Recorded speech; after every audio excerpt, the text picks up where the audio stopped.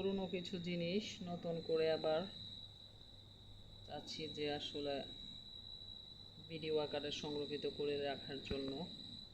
হাজব্যান্ডের কাছ থেকে বিয়ের প্রথম বছরই পাওয়া উপহার, খুব চমৎকার ব্যাগটি। চেইন আছে এটার মধ্যে, গোল্ড। আজকে প্রায় 11 বছর হয়ে গেল ব্যাগটির বয়স। সোনালি কালারের চেইন আছে।